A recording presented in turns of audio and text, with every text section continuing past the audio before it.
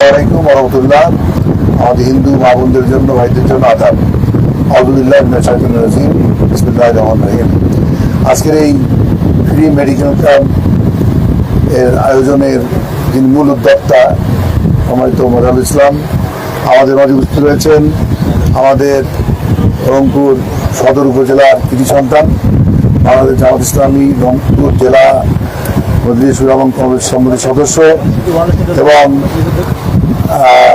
একটি কলেজের অধ্যক্ষ মহোদয় জনাব আব্দুল গনি, উপস্থিত রয়েছেন আমাদের সদর উপজেলার সম্মানিত আমির জনাব আদাউল ইসলাম সহ সেক্রেটারি জনাব আব্দুল কাদের সহ নেতৃবৃন্দ, সম্মানিত ডাক্তারবৃন্দ, আমাদের সম্মানিত সাংবাদিক ভাই সব উপস্থিত মা বোনেরা। আমরা নিঃসন্দেহে একটা ভালো আয়োজনে শরীক হয়েছি, তো কিনা বলেন? এরা ফ্রি মেডিকেল ক্যাম্প, ফ্রি আর কি, কোনো পয়সা রাখতেছে না। নিশ্চয়ই একটা ভালো আয়োজন। আমাদের সামনে এই ইউনিয়নের চেয়ারম্যান পদপ্রার্থী, আমি মনে করি যে চেয়ারম্যান হওয়ার কারণ সুবিধার জন্য তিনি আয়োজন করেছেন।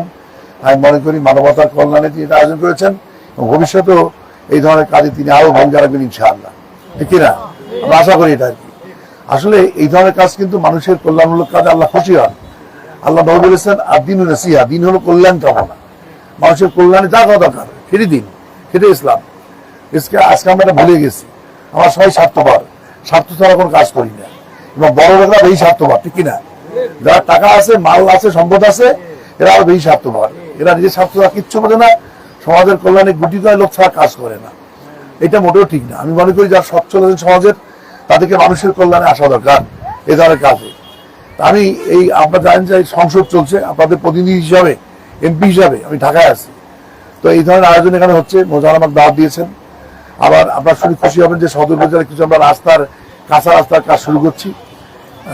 সেই কাজের একটা উদ্বোধন ছিল, কালকে হরিদীপুরে একটা উদ্বোধন করবো ইনশাআল্লাহ। সেই জন্য মূলত আমি ঢাকা থেকে এখানে আসছি, কারণ রাত্রে, অনেক রাতে। তো আমি আপনাদের ধন্যবাদ জানাই যে আপনারা এখানে এসেছেন। আমি মা বোনদের সবার দেশে একটা কথা বলতে চাই যে দেখেন, স্বাস্থ্য এটা মানুষের মৌলিক প্রয়োজন। সবারই স্বাস্থ্য সুরক্ষা দরকার, ঠিক কিনা? আপনি মানুষ, আমি মানুষ, যদি স্বাস্থ্য ভালো না থাকে, অর্থাৎ রোগ ব্যাধি হয়, তখন কিন্তু স্বাভাবিকভাবেই আপনি স্বাভাবিকভাবে কাজ করতে পারবেন না।